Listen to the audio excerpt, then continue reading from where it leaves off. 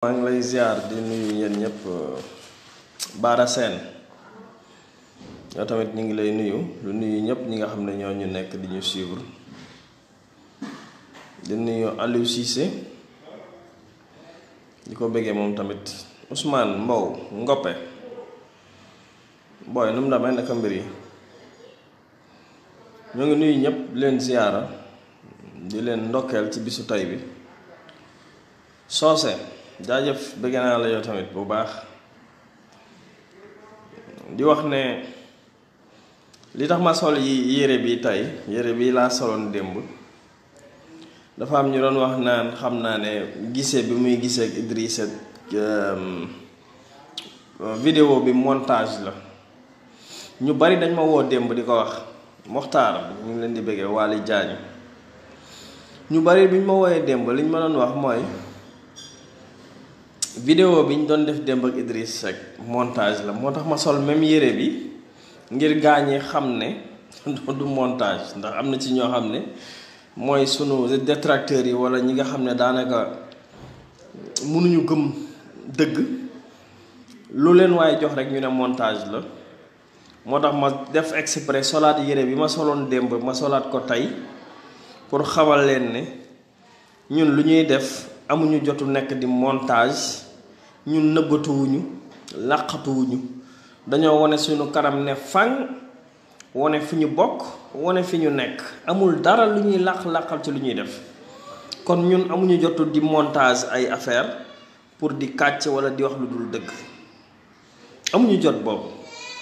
moo tax ma solaat même yére bi ngir won leen ko parce que koo xam ne depuis 2014 mi ngi def vidéo nëbbatuwul je ne pense pas que am na jotu naan day defal Idrissa Seck montage ak yu ñàkk fayda yooyu ñun ñàkkuñu fayda amuñu jot boobu li nga xam ne moom laa bëgg a wax nag tout d'abord damay sant bu baax président Idrissa Seck sant ko ci humilité am sant ko ci wone gi mu wonewaat beneen facette parce que ñu bari dañoo yaakaaroon ne Idrissa Seck nit ku compliqué la nit ku difficile la nit ku naqaree waxal la nit ku jafe la Idrissa Seck jafewul difficileul mettiwul diisul rëyul ku ko xamul nag dangay jàpp ne waa ji yi neexut a gis waa ju jafe la Idrissa Seck maa ngi leen di xamal ne jafewul mettiwul diisul rëyul Idrissa Seck nit ku simple la nit la koo xam ne dafa yor xol comme nit ñi nit la koo xam ne nit ku réceptif la koo xamante ne bii boo fa demee di wax ak moom dalay déglu non seulement dalay déglu mais dalay wax lépp loo ko laaj dala koy wax ci sincérité ak gëm-gëm loolu bëggoon naa ko wax ndax won nañu beneen facette ndax ñu bari ko ci gis rek comme jafe nañ koo jafe naa gis rek ñu jàpp ne nit ku compliqué la wala nit ku dëgër la wala nit ku jafe gis la Idrissa Seck jafewul a gis compliqué wul dëgërul nit ku simple la day kaf day ree day wax ak nit ñi kilifa la nag kilifa su waree wax ci loo xamante ne bi dafa concerné Sénégal laaj na mu càmbar ko togg ko ba mu ñor doon koo génnee ndax loolu mooy stylam démb bi ñu demee seeti ko dara jafewut dara compliqué wut bi ñu demee seeti ko Idrissa lépp fàllaaw waaw fekk naa ko nag mu nekk nit ku préoccupé wu ci li nga xam ne moom moo xew ci réew mi démb fekk naa nit koo xam ne am na préoccupation bu mag a mag ci xew-xewu Sénégal ndax lañ fa waxtaane moo ma ko won ndaxte lu ci bari nit ñi ñu ngi wax moom de génn Idrissa bu ngeen seetloo pétrole bi ba mu ci waree wax na ci gaz bi ba mu ci waree wax na ci avertir na informé na mais jamono jooju mu doon waxee loolu boobu nit ñi am na foo xamante ne bi xawoon nañ ko faa étiqueté wala ñu am message boo xamante ne ñi ngi ko doon jàllale ci moom ba nit ñi daawuñu bàyyi xel li Idrissa di wax moo tax fan yi yépp ngeen di gis may def ay coupure di def ay vidéo yoo xamante ne bi vidéo yi Idrissa Seck la yu mu waxoon 2016 2017 2018 di ko couper ay 1 minute di seet séquence bu ci nekk lam ca waxoon ma tegaat ko pour nit ñi door a comprendre ne lii fi gaañi di wax ñëpp Idrissa waxoon na ko ba bàyyi. maintenant li nga xam ne moom moo xew di ressources naturelles yi Sénégal yi nit ñi yaakaar ne Idrissa liggéeyu ci wala waxu ci ñi ngi nax seen bopp. Idrissa Seck bi ma fekk démb li muy liggéey dépassé na Saint-Louis ak Kayar loolu bëgg naa Sénégalais yépp xam ko. xam nga sénégalais yi fi ñu toll nii Saint-Louis offshore Kayar offshore ndax révélation BBC moom lañ nekk di wax Idrissa Seck ci lim nekk romb na Saint-Louis offshore ak Kayar offshore. Idrissa Seck ci bloc yi yépp yi état bi Sénégal joxe Idrissa Seck ci loolu la teg bëtam. Idrissa Seck ci ressources naturelles yi yemul rek ci pétrole beeg gaz bi lépp luy ressource naturelle ci Sénégal muy zircon muy or. muy phosphate bi muy fer Idrissa Seck actuellement mi ngi ceeki expert am di ko lunjutu ngir bu génnee bu taxawee ci kanamu sénégalais yi lim leen di tegal lu leer lay doon. nit nag bu tollee foofu ñi nga xamante ne bi dañoo yàkkamti ak nguur gi nga xamante ne bi bëgg nañ koo jaxase dañuy instrumentaliser ay nit ñu nekk ci réseaux sociaux yi Idi génnut Sénégal ñëru ko Idi génnut Sénégal ñëru ko alors que mi ngi ci liggéey boo xamante ne bi liggéeyu Sénégal la ndaxte bloc yi Macky Sall joxe du ñaari bloc na ngeen ko xam du ñaari bloc ëpp na 10 bloc ginnaaw président bi joxe na lu ëpp 10 bloc kilifa du génn di wax ci ñaar bàyyi 8 yi kon bu boobaa ay waxam du mat te pourtant joxe nañ blocu Diourbel man maa ngi contrat yi ak décret yi joxe nañ blogu Louga joxe nañu blogu yeneen dëkk ba ci Ziguinchor zircon baak or ba nam fa demee blog yooyu ak ressources ya fa ne ci sud bi loolu yépp la Idrissa nekk di liggéey boo xamante ne bii bu sottee dana ko génne yàq ko Sénégal gépp ñu gis ne kii lii la doon liggéey. loolu laa bëggoon a wax ci Idrissa dalal ci xelu sénégalais yi dalal ci xelu ñépp ñi nga xamante ne bii ay activistes lañ. yéen ñi nekk États-Unis yéen ñi nekk Europe yéen ñi nekk Asie ak biir Afrique na ngeen xam ne Idrissa Seck bi ma gis démb ci liggéeyal réewam la nekk ci gëstu ci recherche ci togg loo xamante ne bi ak tëgg loo xam ne bu génnee bu ko tegee ci taabal ji kenn du ko dindi ndax jamono ji jamonoy spéculation la. ñun ñii nag nga xamante ne bi ñun ñoo topp ci moom ñun ñooy recouper li nga xam ne les faits li xew ci réew mi di ay defin yoo xamante ne bii moo xew ci réew mi loolu la ñu recouper ba xam ne Macky Sall mii moo luubal àlli Sénégal te liñ nekk di défendre nii Idrissa Seck mi ngi ci ànd ak ñun à 100%. man mii di wax ak yéen li ma nekk di défendre Idrissa Seck mi ngi ci di ànd ak man di ko défendre à 100%. kon su manifestation jotee su ngeen ma fa gisee wala ngeen gis fa ku bokk ci Idrissa Seck mi ngi mel ni Idrissa Seck teew na ci manifestation bi ndax yàgg naa teew ci ay manifestation kon nag maa ngi leen di wax yéen ñépp ne combat wu ressources naturelles yi combat wu réew mi ni muy doxee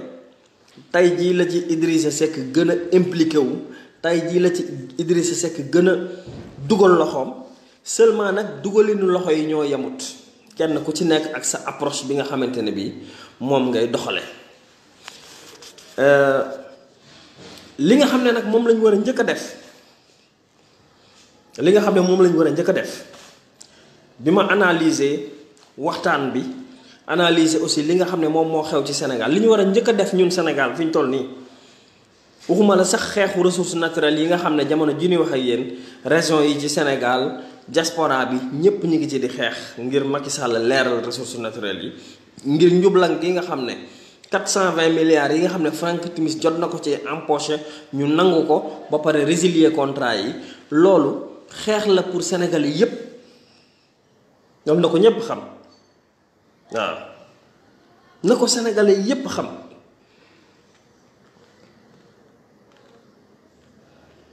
li ñuy xeex ni muy ressources naturelles yi muy coowal Frank Timis 400 000 yi ñuy laaj Aliou Sall lu légitime la na ko ñépp xam nañ xam ne BP moo wax ne fay na 140 milliards 30%. kon 90% 420 milliards la kon mën nañoo wax njort ñun ne 420 milliards Franck Timis empoché na ko ci décret bi ko Macky Sall signeel mais xaalis boobu dañ koo war a récupérer c'est fondamental. bu loolu weesoo nag nit ñi li ñu war a njëkk a xam ci Macky Sall d'abord mooy Macky Sall tànkam mi ngi fi coowal pétrole bi du leer ndax rakkam daf ci impliqué moom ci boppam daf ci impliqué ministre de l'intérieur am daf ci impliqué ministre de l'énergie am daf ci impliqué ministre des finances am daf ci impliqué kon tànkam Macky Sall mi ngi fi di gouverner Sénégal coowal pétrole Franck Timis mënta leer ci justice su Sénégal loolu na ko ñépp xam li ñu war a njëkk a def nag mooy moom Macky Sall ci boppam ñu fexe ba li nga xam ne moom la jël comme engagement ne day dem 2024 mu dem parce que bugguma ñu berne leen fii ñu nekk di coow ci pétrole bi di coow ci pétrole bi nii naa mais na ngeen xam ne li gën a fondamental mooy Macky Sall nee na bii mooy dernier mandat am loolu na ko respecté d'abord loolu am importance la de yéen waa Sénégal bu ko kenn fàtte loolu li ma leen wax nii d'abord Macky Sall nañu jéem a fexe ñun waa Sénégal opposition bi société civile bi waa réew mi ñépp nañ tënku ci ne Macky Sall bii mooy dernier mandat am loolu na ko respecté loolu c'est fondamental. Deuxièmement bi li nga xam ne ñun ñëpp war nañ ko xeex à part rek pétrole bi ak gaz bi mooy Khalifa Sall ak Karim Wade ñu génn fi ñu leen tënk loolu bokk na ci ay revendications yoo xamante ne bii dañ ko war a xeex. ni nga xam ne noonu la ñuy xeexe pétrole bi ak gaz bi di suñuy ressources naturelles noonu la ñu war a xeexe di deuxième point bi Khalifa Sall ak Karim Wade ñu génnee leen ci kaso bi. ndax Karim Wade gars yi dañoo jàpp ne exil mais exilu kaso la parce que mënoo ñëw ci réew mi kon ba léegi yaa ngi kaso kon loolu mooy deuxième point bi ma rappelé ko premier point bi mooy il faut que ñun ñëpp ñu xam ne Macky Sall li mu digée ne day arrêté 2024 il faut que Sénégal yépp xeex ba Macky Sall arrêté 2024. deuxièmement il faut que ñu xeex ba libérer Khalifa Sall ak Karim Wade ñibbisiwaat ci réew mi. troisièmement il faut que ñu teg kuréel gu mag goo xamante ne bi dañ koy wax COS Petrogaz bii mu teg tey ñu impliqué ci bépp acteur bu nekk ci réew mi bu ñu bëggee xam dëgg suñuy ressources naturelles nan la demee ak kan moo ko lekk ku ci lekkut du procureur de la république moo koy régler une concertation nationale moo koy régler mooy pouvoir opposition société civile chefs religieux yi journalistes yi ñépp fekke ñu wax ñu génne contrat yi xamal waa Sénégal ne nangami contrat moom la Macky Sall joxe nangami contrat yi Macky Sall joxe lii la ci Sénégal gagné lii lañ ci fay impôt contrat yi nangami at lay durer diw lañ jox contrat yi amul benn ristourne amul aussi pot de vin nii ak nii la demee kuréel googu càmbar ko saytu ko ba mu leer nañ ñu génn xamal Sénégalais yi ne leen seen ressource naturelle nii la tëddee loolu mooy troisième point bi. code minier bi ak code pétrolier ak code général des impôts dañ ko war a réviser waaw code minier code général des impôts code pétrolier dañ ko war a réviser parce que code bi nga xamante ne bii mooy code pétrolier bi nga xamante ne bii tey boo signé ak ab entreprise contrat boobu tey boo ko bëggee résilier mu indil la ay dommages comme ñoom li ñuy latoo jamono ji code boobu mën nañ koo réformer daal di wax ne léegi suñuy impôt su dee 10% lañ signé woon ci contrat bi ñu ne Sénégal signé na pétrole ak gaz 10% l'impôt ya bu doon 10% la ñuy fayee ko impôt ñu yokk impôt bi ba 40% nga xam ne lañ pertoon ci contrat bi récupérer nañ ko ci impôt bi loolu il faut que li may wax sénégalais yi nit ñi xam ko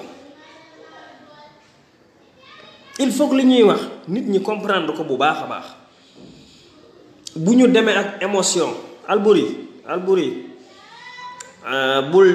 bul demee ak émotion fii du ay affaire émotion nekku fi xel la ñuy demee xam-xam ci xam-xam la ñuy wax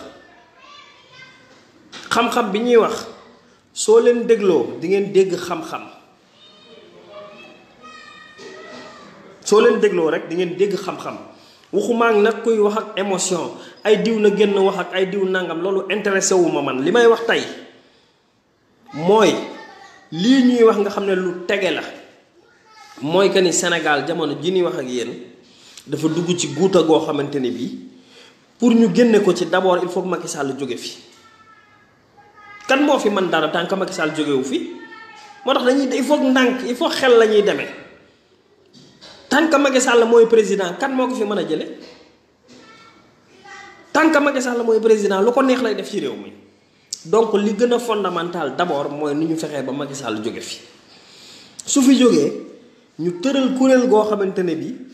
kuréel la guy saytu lépp luy ressource naturelle ci Sénégal ñu teg ko wasaare ko leeral ko askan wi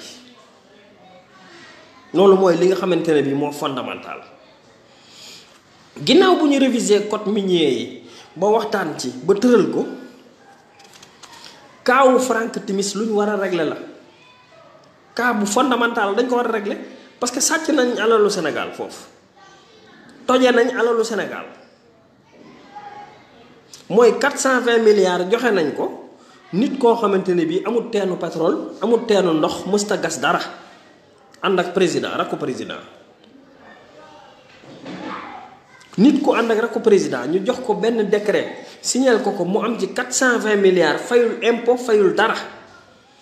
ñu leen di dégg mu ngi rakku président ñu leen di dégg ci banque de Dakar mën nañoo soupçonné ne xaalis boobu lañ utiliser pour blanchir ko banque de Dakar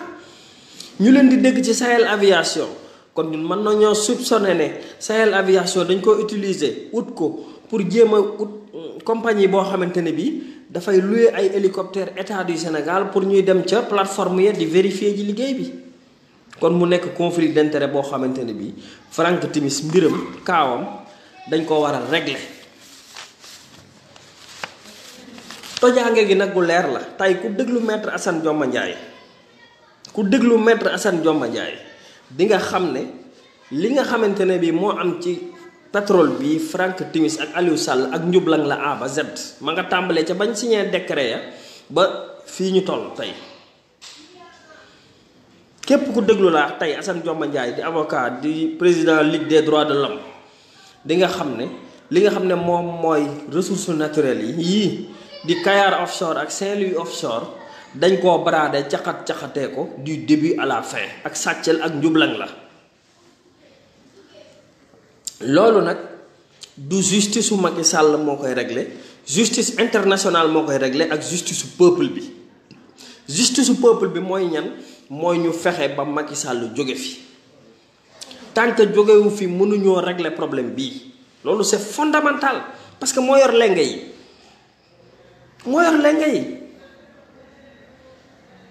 Macky Sall moo yor lenge yi donc li fondamental mooy ñu jële ko fi d'abord kon caxatee gi nga xam ne caxatee na ko moo fameem ak njabootam alalu Sénégal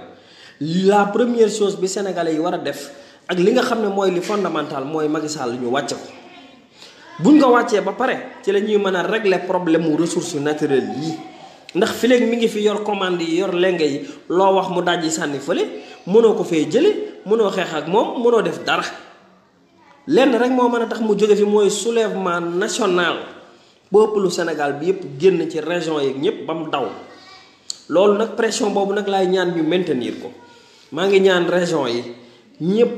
yéen ñëpp ñi nga xamante ne bii mooy aar lu ñu bokk yéen ñëpp ñi ne ci région yi maa ngi leen di ñaan kenn ku ci nekk nañu continuer manifestation yi nañu maintenir manifestation yi bu dee dañoo changer date bi def ko ab samedi ñu continuer di koy def samedi mais nañu continuer la pression jusqu'à ce que Macky Sall wàcc lii rek mooy mën a tax ñu mën a régler problème bi il faut que ñu continuer pression wu xeex bi ba Macky Sall wàcc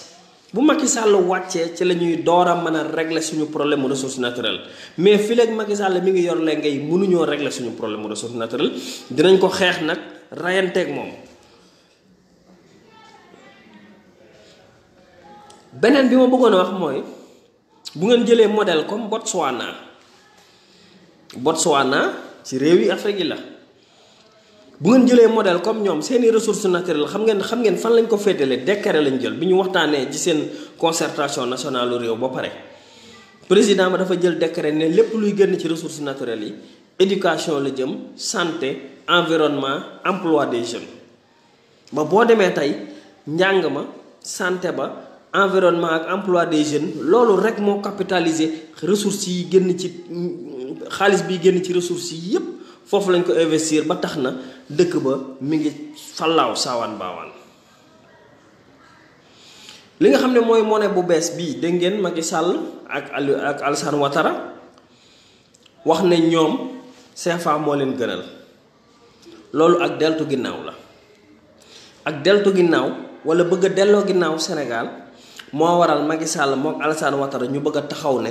ñoom CFA moo leen gënal ECO. réewi CEDEAO yi fukki réew ak juróom daje nañu waxtaan ba d'accord ci ne dañuy soppi franc CFA bi indi monnaie bu bees. monnaie bu bees boobu nag il faut ñu leeral leen foofu d'accord nañu ci ñu indi monnaie bu bees d'accord nañu ci ñun fukki réew ak juróom yi ñu indi suñu xaalis bu bees mais il faut ngeen xam li gën a fondamental ci monnaie boobu xaalis boobu li ci gën a fondamental gën cee ëpp solo mooy monnaie bi ci boppam taux de change bi 655 yi mu daan doon mu flexible léegi bu tayee mu yéeg bu subaa mu wàcc. loolu lu fondamental la ci monnaie nga moom sa xaalisu bopp ba saa bu la neexee nga yéegal ko saa bu la neexee nga wàcce ko loolu c'est fondamental. deuxièmement bi mooy banque centrale bi nga xamante ne bii moom mooy banque centrale bi war a denc suñuy réserve dootuñu ko loger France loolu c'est fondamental. la ca des mooy conseil d'administration bi nga xam ne ay français ñoo ca daan toog dootuñu ca toog. ñett yi mooy li fondamental ci xaalisu Sénégal bi wala xaalisu Afrique sowu jant mën a nekk xaalis boo xam ne xaalis bu ñu moomal suñu bopp la. même su fekkee tudd na neneen te ñetti conditions yi réunirul moomaguñ suñ bopp balaa ñuy am suñ indépendance su monnaie fa ñuy décider monnaie ba muy conseil d'administration ba benn étranger dootu fa toog. balaa ñuy am suñu indépendance su monnaie suñu monnaie di yéeg ak wàcc saa suñu neexee balaa ñuy am indépendance su monnaie suñu monnaie bi taux bi di changer balaa ñuy am indépendance su monnaie suñu banque centrale suñu xaalis ñu koy denc ci suñu réew kenn dootu ko dénkaane France. lii lu fondamental la ci suñu monnaie pour ñu mën a am monnaie boo xam ne ñun africains yi ñoo ko maîtriser suñu bopp moomal ko suñu bopp. Nigéria nag ak Ghana wax nañ lu leer nee nañ franc CFA bi su fekkente ne bi France rocciwu ci loxoom ci monnaie ECO bii bu bees bii sax ñoom it ñu génn ci. parce que Macky Sall ak Alassane Ouattara ñi ngi manœuvrer pour que France loxoom day des ci même monnaie bu bees bii loxoom di ci des. France monnaie bu bees bii bu ci loxoom duggee mooy que ni dara soppeekuwul ci li nga xamante ne bi moom lañ bëggoon. moo tax ñun li ñu bëgg mooy France ci boppam loxoom ñu wiccax ko ci monnaie bu bees bii nga xamante ne bii moom moo fi am. loolu nag Macky Sall ak Alassane Ouattara ñi ngi manœuvrer pour loolu bañ a am mais na africain yépp xam ne su wecc monnaie bu bees bi échoué na ngeen xam ne Macky Sall la ak Alassane Ouattara. monnaie bu bees bii ñu bëgg a teg Afrique su fekkee échoué na ngeen xam ne Macky Sall la ak Alassane Ouattara ndax Macron moo am fu mu leen téye. ba tax na instant bii bëgguñu Macron bàyyi leen parce que su leen Macron bàyyee ñu daanu te suñ daanoo ñàkk seen nguur moo tax moom it ñu teel ko fee rokki la Macky Sall di def fi ne moom Macron ak Alassane Ouattara. yéen waa Sénégal ma ne jamono jii ñuy wax ak yéen li tax Macky Sall bëgg a ngoy ci CFA bi Macron moo ko téyel gi ay arrière am Macron bés bu bàyyee buum gi Macky Sall daanu. kon moo tax Macky Sall di rey boppam ngir franc CFA bi des fi loolu nag ñun sénégalais yi nañ ko xeex nañ ko boole ci combat bi yéen maa ngi leen ko xamal yéen ñëpp ñi nga xam ne yéen a ngi manifester boole waale leen ci ne ñoo ngi wax Macky Sall ne ko franc CFA bi bëggatuñu ko monnaie bu bees bii ñu war a dugal 2020 nañ ko dugal te nañ ci rocc ci loxoy France parce que loolu dong lay bañ ndax Macron nee na ko. su ngeen roccee sama loxo ci seen monnaie man tamit ma rocc sama loxo ci seen sécurité Macron nee na suñu roccee loxol France ci suñu weccet suñu xaalis bii dana rocci loxoom ci sécurité bi kon président yi moo tax ñu ragal Alassane Ouattara ak Macky Sall moo tax ñu ragal te xam nañ ne bu Macron roccee loxoom ci li leen téye fii ci réew mi duñ fi def 6 mois ñu dem seen yoon ñoom xam nañ loolu. moo tax loolu tamit da ngeen ko bàyyi xel ndax intérêt France actuellement moom la Macky Sall di défendre Macky Sall Orange Macky Sall Total Macky Sall pétrole bi gaz bi jox na ko Total Macky Sall Auchan Macky Sall Eiffage Macky Sall Carrefour Macky Sall Alstom Macky Sall TER lii lépp intérêt France la moo tax France dañ ko noot fi ñu toll nii dañ ko téye dañ ko takk buum bu ngeen gisee muy rey boppam nii yépp di xaru ci franc CFA bi ak a wax CFA bi baax na di ko tagg di kii français yi ñoo ko takk buum ndax français yi seeni intérêt la ñuy défendre biir Sénégal buum googu ñu ko takk nag moo waral muy xataraayu bëgg franc CFA bi des fi moo waral muy xataraayu lépp lu baax ci ressources naturelles yu Sénégal yi mu jël ko jox ko français yi ndax buum giñ ko takk ndax bu ko Macron bàyyee mu daanu. voilà manifestation yi nag non seulement dafa war a nekk ci biir réew mi dafa war a nekkit ci bitim réew loolu aussi bëggoon naa ñëpp xam ko ndax dette publique gu Sénégal bi dégg ngeen ko 7000 milliards la waaye yéen Macky Sall bi muy jël nguur gi 2500 milliards la fi fekk comme dette publique au bout de 7 ans dette publique gu Sénégal dem na 7500 milliards ministre bi wax na ko bërki démb waa 7500 milliards bor Macky Sall bàyyeel ñu ko fii ressources naturelles yu Sénégal yi ñuy jiiñ sa rakk mu bëgg cee luubal 6000 milliards waa rakkam bu ci luubalee 6000 milliards ak 7500 milliards u dette du ñuy fa bàyyeel 13000 milliards u dette kon lu génn ci ressources naturelles yi ay bor lañ koy fayee arrêté leen Macky Sall mbokk yi jëlee leen fi Macky Sall moom mooy le véritable problème niñ ko fiy jëlee nag mooy ñun ñëpp ñu xeex ko le véritable problème jëlee fi Macky Sall mooy le véritable problème actuellement ministre bi laa Abdoulaye Daouda Diallo reconnaître na ne Sénégal am na boru 7000 milliards waa léegi Aliou Sall luubal mook Franck Timis 6000 milliards ak 500 milliards yi ñu ameel les entreprises privées mooy dette intérieure u Sénégal waa ñun bor bu mel nii suñ ko fi bàyyee Macky Sall bàyyee ñu ko ñun lépp lu génn ci ressources naturelles yi ay bor lañ koy fayee kon du feeñ ci réew mi bu ko defee ñu naan président bi liggéeyul alors que ay bor lañ koy fayee lii mooy li nga xamante ne bi moo ñu sonal lii mooy li nga xam ne moo ñu sonal moo ñu fatt réew mi bor yi dafa bari réew mi ñàkk na xaalis bu ngeen gisee ñu yokk courant bi yokk denrée yi réew mi ci boppam moo amatul liquidité parce que pasaree nañ alali réew mi ci élection yi ak ci campagne électorale bi ba jamono jii ay emprunt obligataire la ñuy def di leb xaalis googu ñuy leb moom ñuy wax emprunt obligataire moo lay démontrer ne déficit public bi ñuy am chaque année jéggi na 20% moo waral ñuy leb xaalis chaque trimestre chaque ñetti weer ngeen dégg ne gouvernement baa ngi leb xaalis chaque ñetti weer gouvernement bi leb xaalis ndax dërëm amatul ci keesi réew mi salaire yi dañuy taqale pour fay ko waa léegi réew mu toll foofu nga am gisement de pétrole bu toll nii ressources naturelles yu toll nii nga war a jël loolu yépp éponger say dette defaraat sa réew ba mu jag ngay signal sa rakk muy ànd ak Franck Timis ñuy sàcc alalu Sénégal di ko pasaree ba pare nga bañ ko wax le véritable problème du Sénégal c'est Macky Sall mbokk yi te tant que jëlewuñ ko fi nag problème rek la ñuy am Sénégal nag yàgg naa am ay digne fils gis naa ñu ngi sonnal colonel Kébé ñi ngi koy fatt colonel Kébé di ko sonnal di ko jéem a jàpp di ko jéem a menacé waaye bu leen fàtte ne colonel Kébé jaar na ci mais bu leen fàtte tamit ne le capitaine Dièye jaar na ci bu leen fàtte ne le juge Dème jaar na ci bu leen fàtte ne inspecteur des impôts Ousmane Sonko jaar na ci bu leen fàtte ne IGE Ngouda Fall Kane jaar na ci bu leen fàtte ne Nafi Ngom Keïta jaar na ci bu leen fàtte ne Cheikh Bamba Dièye jaar na ci bu leen fàtte ne Thierno Alassane jaar na ci bu leen fàtte ne Abdoul Mbaye jaar na ci ñii ñëpp ay doomi Sénégal lañ yoo xam ne ba bañ jotee dañoo bañ kon Sénégal yàgg na am ay bañkat Sénégal yàgg na am ay nit ñoo xam ne toujours dañuy xeex ngir réew mi avancé kon mbokki Sénégal xeex du tey bu fi kenn génn yaakaar ne yow rek yaa mas a xeex tey sénégalais yi dañoo mas a xeex jamonoy Abdoulaye Wade gis ngeen Cheikh Bamba Dièye ceene boppam ci assemblée nationale du Sénégal dëgg la wala du dëgg gis ngeen Nafi Ngom Keïta enquête ci rek ko Macky Sall ñu dàq ko gis ngeen Thierno Alassane ne duma signé Total ñu dàq ko gis ngeen Abdou Mbaye ne duma signé Big Togo ñu dàq ko gis ngeen capitaine Dièye taxaw ñu dàq ko xeex gis ngeen le colonel Kébé ni ñu koy bund xataale gis ngeen le juge dem taxaw bàyyi gis ngeen l'inspecteur général d'État Ngouda Fall Kane waaye Sénégal am na ay bañkat yàgg na am ay bañkat yooyu nag dañuy continuer ba tey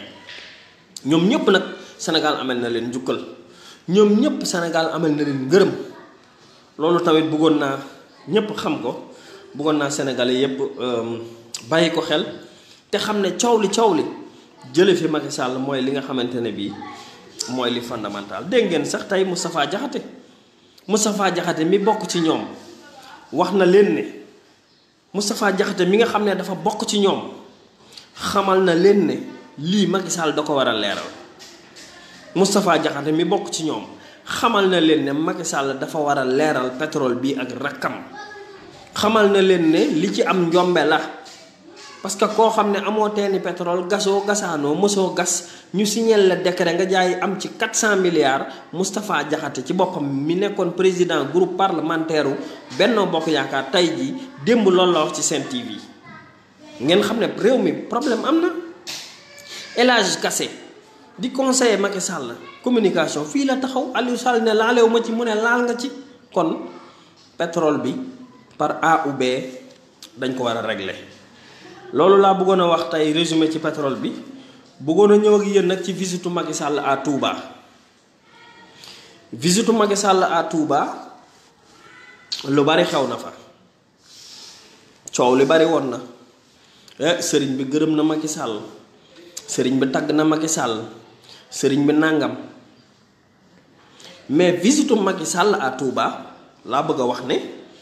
sëriñ Mountakha Mbacké kan ngeen mas a gis ko dem foofu mu lay wax lu la naqari ban kilifa ngeen mas a gis ci Sénégal mu seeti sëñ Mountakha di ko wax lu ko naqari waxuma la ak président ñoom ñoo doon jéem a def récupération politique sëñ Mountakha bi fa Idrissa Seck demee lan la ko wax waaw leen góor yoon waa ngi noonu am ngeen ndam waaw leen góor yoon waa ngoogu am ngeen ndam sant naa la bu baax ndax defal nga ak bëgg ak Serigne Touba mooy sàkku jàmm loolu sëñ Mountakha moo ko wax kon Serigne Mountakha su santee Macky Sall gërëm ko ci mbir bu mu tax kenn di ci am ak jaaxle sëñ Mountakha yoonam newut ci politique ça n'a rien à voir ak caxat-caxatee gi ñu caxat-caxatee pétrole Sénégal bi njiitu réew bu demee Touba sëriñ bi dana ko berndeel sëriñ bi dana ko toggal ay lekk sëriñ bi dana ko sant dana ko gërëm ak njiitu réew bu mu mënti doon bu doon man mi maa njiitu réewu Sénégal su ma fa demee sëñ Mountakha dana ma wax ba wax ma lu ëpp loolu su doon te Idrissa Seck mooy njiitu réewu Sénégal sëñ Mountakha dana ko wax ba wax ko lu ëpp loolu donc gërëm gu sëriñ Mountakha gërëm Macky Sall bu mu bett kenn du mbetteel ça n'a rien à voir nag ak pasare gi ñu pasare ale réew mi nga xam ne loolu Sénégal yépp ko war a lijjanti ñun ñëpp ñoo ko war a topp bu ñu leen nax di leen berne naan xoolal sëñ bi li mu wax déclaration sëriñ bi gërëm na Macky Sall ci seet si gum ko seet si ak liggéey yu mu ko liggéeyal ci Touba loolu président bu mu mënti doon tamit mu defal ko ko waaye nag lii nga xam ne moom mooy doxalinu réew mi sëriñ Mountakha yoonam nekku ci na ngeen ko teg ne yéen waa Benno Bokk Yaakaar ak APR yi nga xam ne da ngeen di utiliser Serigne Mountakha wala gërëm gum gërëm Macky Sall pour di jéem a wut ay électorat munu leen a fexe ba waa Touba wanuñu leen ginnaaw munu leen ci dara Macky Sall ba mu dee Macky Sall ba tey li dagg xol bi mooy mënta fexe ba gañe Touba moo tax lu ne lay jéem kon Touba ñoom ngàcce ngaalaama population Touba ñi ngi toog fiñ toog xam nañ liñ xam jàpp seen njàmbur boo ñëwee yóbbu say kii ay wut say manœuvre wut say nit neexal leen ñu dem waxal la ci sëriñ bi taggal la ba sëriñ bi gërëm la it population Touba moom ña nga toog fiñ toog yor seeni garde boo ñëwee rek ñu dóorati la ci mbooy gi Macky Sall mënta am dara Touba mënu ko faa am parce que ay waxam wérul wax na waxeet waxati waxeet dafa perte confiance su nit ñi. population Sénégal bi nekk côté Touba ak ay Diourbel Macky Sall dafa perte seen confiance ba nga xamante ne bii mënatu faa gañe dara. mbubboo gi muy mbubboo sëriñ bi nag na xam ne du ko jariñ dara. na xam ne sëriñ bi moom ñépp la fi nekkal. sëriñ bi taalibe yépp la fi nekkal. sëriñ bi képp kuy yeewoo ci Sénégal rek ci njabootam nga bokk. waaw sëriñ Mountakha képp kuy yeewoo Sénégal ci njabootam nga bokk. kon ku yaakaar ne yow la sëriñ Mountakha di waxal wala yaa ngi nax sa bopp. sëriñ Mountakha ñépp la fi nekkal nekkalu fi Macky Sall. waaw sëriñ Mountakha ñépp la fi nekkal. ñépp la fi nekkal nekkalu fi Macky Sall. li mu wax Idrissa Seck gën a fort fop. li mu wax Idrissa Seck gën a rëy fop. waaw moo gën a rëy fuuf. te kenn nekkul fii di def récupération politique ñoom nag ñuy def récupération politique di génn ci seen titre di génn ci seeni télévision waxi sëriñ bi pour bëgg a jéem a def récupération waxi sëriñ bi mënul leen ci dara. waaw na ko ñépp xam bu ñu leen won dara ci télévision bi wala ñu won leen dara ci réseaux sociaux yi ba mu saf leen. sëriñ Mountakha ñépp la fi nekkal. sëriñ Mountakha parti politique yépp la fi nekkal. opposition mouvement yi ñépp la fi nekkal. képp ku dem ci moom lam la war a wax ci lu baax digal la ñaanal la dana ko def. kon nag ñi nga xam ne ñoom ñooy def ay lobby di jéem a lijjanti nu ñu lijjanti le président pour def seeni dóor marto nañ xam ne perte nañ. ñii def seeni lobby laa wax pour jéem a def seeni dóor marto pour jéem a neexal président nañ xam ne seen lobby perte na. sëñ Mountakha kenn mënu koo waxloo kenn mënu koo jaxaseeg population Sénégal. sëñ Mountakha fépp la am ay taalibe opposition ak pouvoir kon sëñ Mountakha mënta ànd ak kenn. sëñ Mountakha njaaxaanaay lay tëdde képp ku la wax ne sëñ Mountakha dafa ànd ak Macky Sall waxoo dëgg. képp ku wax ne sëñ Mountakha dafa ànd ak Macky Sall waxuloo dëgg. képp ku wax ne sëñ Mountakha dafa ànd ak Idrissa Seck waxuloo dëgg. sëñ Mountakha njaaxaanaay la tëddee njaaxaanaay. waaw la muy ànd ci xolam nag kooku sëñ Mountakha la concerné mais li nga xam ne en tant que kilifa xalif général des mourides position sëriñ Mountakha mooy lu dul liggéeyu sëriñ Touba bii ak yoonam bii ak xasidaam yi sëriñ Mountakha talu ko. waaw loolu tamit bëggoon naa ko wax parce que gis nañ du def vraiment ay lobby di jéem a wane sëriñ bi di gërëm kii ak yu demee noonu. suñ faale woon sëñ Bass li leen di wan ne ñoom faale wuñ sax sëriñ si xool leen le colonel Sylla di ab murit di taalibe sukkal sëriñam rek ñu mettre ko aux arrêts. ndax suñ faale woon sëñ Bass Abdou Khadre wala ñu faale yoon wi danañ def loolu. le colonel Sylla laa leen wax sëñ Bass Abdou Khadre dem ziyaare ji ko ca caserne ba rek mu sukkal ko raamal ko ne daan ne soldat si taxaw leen ngeen defal xàllal ko aw yoon mais colonel Sylla boobu dañ ko mettre aux arrêts te boo moytul mën nañ ko ci dàq. kon ñii dañoo faale sëriñ si loolu ñuy def di mbubboo di dem Touba fii kii sëñ Bass ab taalibeem ci boppam actuellement ab colonel Sylla mi ngi noonu ñu mettre ko aux arrêts ci recevoir gu mu recevoir sëñ Bass rek sukk ci kanamam. kon moo leen di wan ne ñii faalewuñu li ñuy def gëmuñu sëriñ si waaw. donc loolu aussi bëggoon naa ko ci wax ndaxte coow li bari woon na ñi nga xam ne nag dañoo bokk liggéey bi maa ngi leen di woo ci ñu gën a dal. ñi nga xam ne ñun ñëpp ñoo nekk ci opposition bi foofu laay jeexalee maa ngi leen di woo ci dal. yéen opposition bi ñi àndoon muy coalition Sonko coalition wu IDEC coalition wu Madické ak ñëpp maa ngi leen di woo ci dal. ñi nga xam ne dañuy agité wu fan yii muy Barthélemy muy ñenn ci waa kër Sonko yi maa ngi leen di wax ne adversaire bi Macky Sall xeex bi ñu war a xeex ñun ñëpp ñoo war a boole suñuy doole xeex ngir jële fi Macky Sall. waaye xeex bi doonul ci suñ biir bu ñu ko defee ci suñ biir am nañ problème ndax kenn ku ci nekk nag suñ jëlee réflexion ci yow am na luñ la waxal. kon nañ leen jéem a fexe ba dénominateur commun bi jóge fi lii nga xam ne mooy kii nga xam ne mooy candidat idéal bi gën ci Sénégal ñu teg ko fi man loolu mooy sama gis-gis. nañ leen fexe ba Macky Sall jóge fi d'abord mooy premier combat bi. deuxième combat bi di ñu libérer Khalifa Sall delloo si Karim Wade. troisième bi mooy li nga xam ne mooy ressources naturelles yi Sénégal yi ñu teg kuréel goo xam ne gu indépendant day toog waxtaane ko saytu ko. la ca des mooy ñu teg élection yoo xamante ne bi élection yu jub la ki gën ci Sénégal te mën a yor Sénégal ñu dénk ko te man jàpp naa ne jamono jii ñuy wax ak yéen Idrissa moo gën ci Sénégal jàpp naa ko. ñenn ñi mën nañ cee bañ a ànd ak man mais man loolu laa jàpp ci gis-gis ci xam-xam ci expérience ci nit koo xamante ne bii 15 ans ngi nii mi ngi ci opposition bi ci nit koo xamante ne bii 15 ans ngi nii mi ngi xeex système bi ci nit koo xam ne 15 ans ngi nii kenn mënu laa génneel benn dërëm bu mu luubal nit kooku nag boo ko amee di ko jub di ko am diine ku gëm yàlla waaye nit a ngoo koo xamante ne bii looy dénk ko booy wóolu ko loolu laa bëggoon a wax di attirer attention wu suñu frère Barthélémy Diaz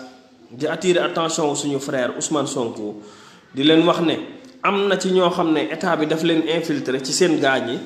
di leen waxloo ay wax yu ñaaw ci Idrissa parce que xam nañ ne actuellement Idrissa mi ngi ci position boo xamante ne bii Macky Sall pare na te réew mi war na koo mën a jël nañ ko dimbale mu jël réew mi jubalal ñu ko su ko tegee ci yoon ba pare yéen ñii nga xam ne yéen a fi nekk di Sonko di Barthélémy di ñoom Thierno Alassane ak ñoom Cheikh Bamba Dièye ngeen ñëw jël seen ndono waaye au moins réew mi nañ ko dénk borom xam-xam ku am expérience ku jub ku yàgg koo xamante ne bi danañu mën a dresser li nga xamante ne bi mooy yoon wi ubbil ñu yoon wi yéen bu ko defee ngeen door a ñëw man jàpp naa ne loolu mooy li nga xam ne noonu lañ war a xalaatee loolu mooy yoon wi nga xamante ne bii foofu lañ war a jëm waaye képp ko yaakaar ne mën ngaa attaquer Idrissa Seck da ngay nax sa bopp ngay Barthélémy Dias ngay Sonko nag bu ñu dugg ci cadre boobu bu ñu dugg ci cadre 2024 logique gu 2024 buñ ko teel a def ci suñ bopp yi am na ci ñoo xam ne jamono jii jàpp nañ ne Macky Sall day dem 2024 kon seen adversaire direct Idrissa la kon commencé nañoo dóor ci Idrissa nañ arrêté loolu ñuy def maa ngi leen koy ñaan parce que tollaguñu foofu buñ fa tollee bu leen neexee lu leen neex ngeen def sénégalais yi ki ñu fal rek moom la ñuy war a fal waaw non damay prévenir ñëpp lay prévenir li ma wax nii message la waxtaan la boo xamante ne bii kenn ku ci nekk mën nga cee jële li nga ci bëgg a jële ku ci nekk li la ci arrangé rek nga ciy jële mais man sama analyse lay def ku ci nekk li nga bëgg a jële ci waxtaan bi jële ko ci man gërëm naa Ousmane Sonko ci njàmbaaram gërëm naa ko ci assemblée nationale bañ ko demee di ko toroxal gërëm naa Ousmane Sonko bi nga xamante ne bi sacrifié na vie am sacrifié na liggéeyam njàmbaaram wane ko bañ dàq ko ci liggéeyam ngir intérêt Sénégal gërëm naa Barthélémy Dias man ci jomam ci fulaam ak ci faydaam gërëm naa leen mais du tere bu ma leen waree wax dëgg dama leen di wax dëgg loolu tamit na ngeen ko xam de na leer nañ waaw ñoom ñëpp nag laa wax am nañ mérite ñoom ñëpp am nañ mérite ñëpp xeebuma kenn man toroxaluma Sonko wàññiwuma Sonko wàccewuma ko wàññiwuma Barthélémy Dias wàccewuma ko wàññiwuma Thierno Alassane wàccewuma ko wàññiwuma kenn Abdou Mbaye nii personne ñoom ñëpp am nañ mérite wàññiwuma Nafi Ngom Keïta am na mérite wàññiwuma capitaine Dièye am na mérite wàññiwuma juge Dème am na mérite Sénégal ñi fi am mérite dañoo bari man ñëpp laay wax seen mérite yamalewuma ko ci benn nit Sonko def la lu rëy nangul nañ ko ko Barthélémy Dias def na lu rëy nangul nañ ko juge Dème def na lu rëy capitaine Dièye def na lu rëy kenn ku ci nekk def ba nga def ngir intérêt sa réew taxaw nga sacrifier sa vie ngir sa intérêt réew waaye nag Idrissa Seck seen kilifa la loolu mooy dëgg seen kilifa la man ragaluma ko wax fenn seen kilifa la kon kilifa giñ doon ñoom ñëpp si Sonko musuta wax ci Idrissa Seck c'est vrai Rounesco c'est vrai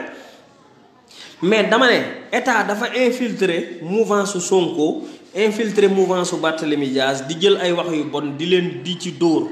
mais dañoo mbubboo ñooñu laa wax mais ku fëgg Sonko ku fëgg Barthélémy Dias amul lu muy wax Idrissa Seck ndax seen kilifa la loolu laa wax de néew ma ñoom dañoo wax kii dara dama ne état da leen a infiltrer dafa am ay jeunes yu mu dugal ci seen groupe yooyu ak seen WhatsApp yi ak seen Facebook yi ñu solu Sonko mel ni Sonko la ñuy défendre di saaga Idrissa Seck wala ñu koy wax lu ñu ko war a loolu pour jaxase leen la loolu xam naa ko. mais tamit am na ci ñoo xamante ni bi dañoo def seen bopp logique gu 2024 ba instant bi talatuñu sax Macky Sall lu dul di jéem a lijjanti Idrissa Seck te Idrissa Seck ci Sénégal la nekk gis naa ko démb toog naa ak moom wax naa ak moom ñaari waxtu duma dof duma jaay li ma ko war a laaj lépp laaj naa ko te man yoruma juruma jënduma yorul sama dara juruma ñaar dërëmam lekkaluma ko 1000 francs kon li may wax sama aqulaayu taalaa laay wax sama aqulaayu taalaa laay wax lekkaluma ci kenn dërëm mais nag nit ki nga gis laaj ko questionné ko xam ci lim ne xam li muy liggéey xam ci li muy dox loolu amul benn werante gis nga leen gaa ñii bu leen tontuwaan ñii nga xam ne ñëpp dañoo solu Pastef di jéem a jaxase parce que liñ bëgg mooy ñu nekk fi naan idée ak Sonko bu leen nekk di dugg ci boobu détail bu leen faale ñii di wax nii bu leen may bës bàyyi leen Sonko xam na bu baax kuy Idrissa xam na kuy Sonko Barthélemy xam na kuy Idrissa xam na kuy Khalifa ku ci nekk lay sa cër ak li nga xamante ne bii moom mooy sa warugar yaa nga ca di ko def bu leen déglu ñi nga xam ne nag état da leen a fay am na ñoo xam ne ñi ngi feeñ ci live bi état di leen di fay di leen charger crédit ñuy dugg naan man la waa kër Sonko di saaga Idrissa bu leen déglu bu leen may bës bu leen toppatoo Idrissa su nangoo dimbale Khalifa Sall lan la wax ci Khalifa Sall su ma falo woon tey yor réew mi décret laay signé génne Khalifa Sall Idrissa nekk nangu na nekk numéro 2 ci législative yi ngir bëgg Khalifa Sall nekk tête de liste Idrissa def na coalition Idy 2019 taxaw ne suñ ma falee Khalifa Sall laay njëkk a yëm génne ji kaso kon kooku mënul bañ Khalifa Sall kon maa ngi ñaan Barthélemy Dias muy xool ci yooyu xool ci defin yooyu xool ci taxawaayu Idrissa Seck boobu moom mooy mën a tax ñu mën a dem waaye bu ñu jël mukk yëf yi di def ay genre critique crypto personnel pour jéem a wax loo xamante ne bi après mën nañu tardeel wala mu indil ñu ay zizane waaw en tout cas li ma bëgg a wax te di ko jeexale kenn ku ci nekk ci Sénégal xam nañ la ñun lépp fi la ñu fekk ñun li ñuy xeebu bari na ñoo xam ne ñun ñoo leen jiitu ci politique fii li ñuy xeebu bi ñuy xeex 23 juin di dóorante wala ñu ne ci réew mi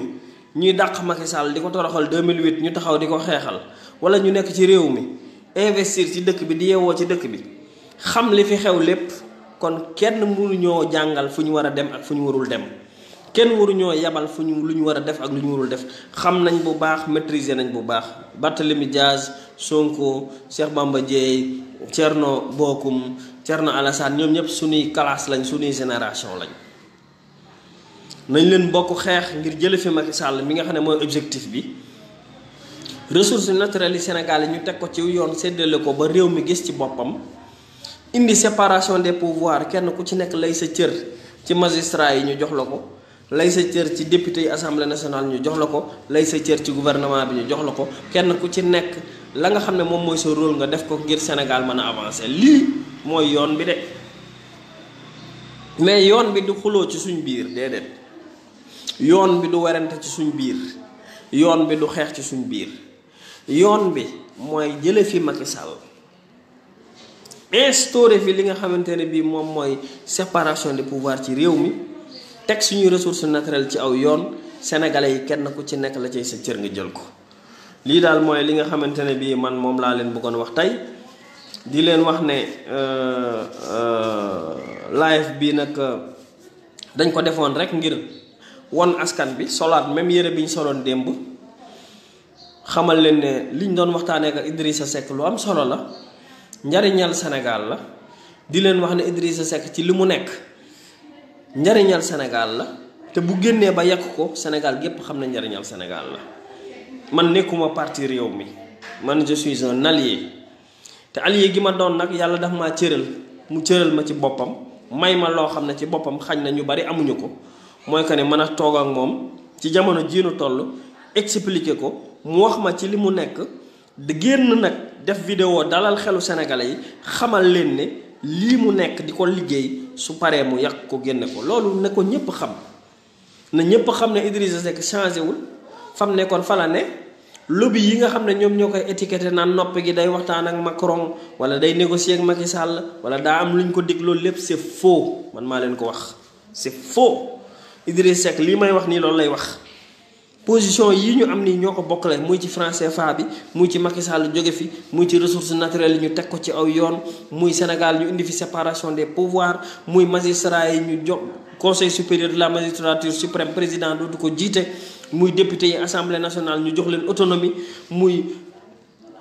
suffrage universel direct bi nga xam ne moom la ñu war a def ci élection locale yi lépp la ñuy waxtaane te Idrissa Seck mi ngi ci nekk en phase ak ñun lépp lu ñuy xeex ñun ngeen gis ñun ñu di ko xeex wala ngeen gis ñu di ko manifester na ngeen xam ne ci loolu la Idrissa Seck nekk te yàgg na ko wax nag yaa ngi koy wax jusqu'à l'extinction du soleil kenn du la mën a waxal ne la Idrissa maa ko gis mu jël dërëm bii wala mu luubal dërëm bii nit la ko dal nit la ko jub nit la ko am xam-xam nit la ko ragal yàlla nit la koo xamante ne bii Sénégal mën naa am yaakaar ci moom moo des ci yaakaar yi Sénégal ci ñi nga xam ne ñoo fi mag ñoo fi nekk Idrissa Seck à 60 ans egg na ci maturité boo xamante ne bii ci njub ci sagesse ku ko jox réew mi mu teg ko ci aw yoon kon wóolu nañ ko ñun gëm nañ ko respecté nañ ko te xam nañ ne ci njub ci intérêt Sénégal rek lay dox waaw lii daal mooy li nga xamante ne bii man moom laa amoon tey bëggoon ko waxtaan ak yéen di encourager ñëpp di leen jox rendez-vous incha allah ba fan yi di leen ñaanal yàlla kenn ku ci nekk yokkute kenn ku ci nekk comme ni ma koy waxee saa su ne yàlla na kenn ku ne yokk yàlla na kenn ku ne am indépendance économique ak indépendance intellectuelle yàlla na kenn ku ne ci ñun am indépendance économique ak indépendance intellectuelle maa ngi nuyu ñëpp di sant ñëpp di gërëm ñëpp di leen wax ne lépp luñ fi wax rek